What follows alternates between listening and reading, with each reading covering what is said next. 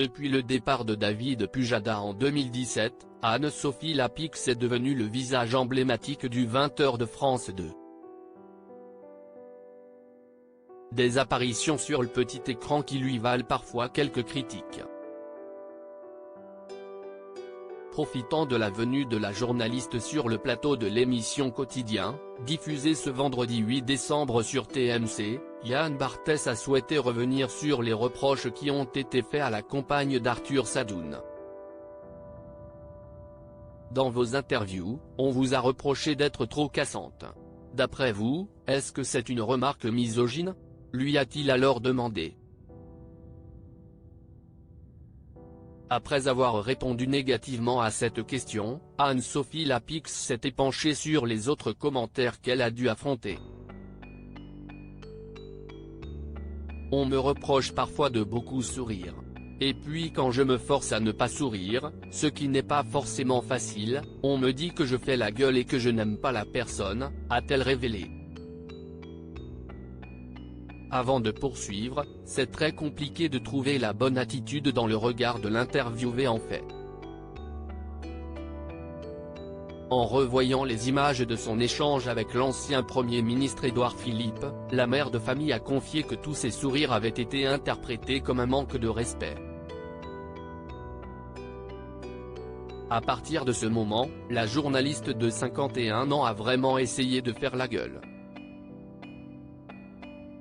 C'est vraiment difficile de trouver le visage totalement neutre, a-t-elle assuré au présentateur du talk-show. Au fil de cet échange, Yann Barthès lui a également rappelé qu'on lui reprochait de temps à autre son ironie. Pour étayer ses propos, l'animateur a évoqué sa petite moue face à Xavier Bertrand lors de son passage au JT de France 2, le 30 septembre 2021. Anne-Sophie Lapix s'est alors défendue en précisant que cette mimique était la simple réaction à un long silence survenu en plein milieu de l'interview. Quoi qu'il en soit, la spontanéité d'Anne-Sophie Lapix fait le bonheur des téléspectateurs et offre des séquences cultes. Supérieure à Léa Salamé, Pascal Praud, Anne-Sophie Lapix.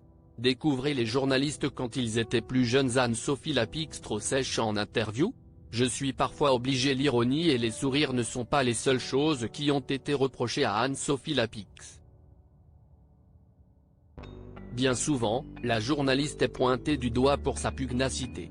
Un trait de caractère sur lequel elle s'est confiée sans détour lors d'un entretien avec Le Parisien, le 26 août 2023. Je n'ai pas l'impression d'être violente en interview. Je veille à ne pas trop couper la parole, car les téléspectateurs n'aiment pas ça, a-t-elle expliqué en premier lieu. Elle a ensuite rappelé quel était son rôle, en tant que journaliste, lors de ces échanges. Mais je suis parfois obligé de le faire, parce qu'une interview n'est pas une tribune. Elle sert à confronter les politiques avec leurs engagements, leurs promesses. Il faut relancer pour chercher des explications, a-t-elle affirmé. Une stratégie qui s'avère payante pour Anne-Sophie Lapix. Crédit photo, capture d'écran quotidien, TMC.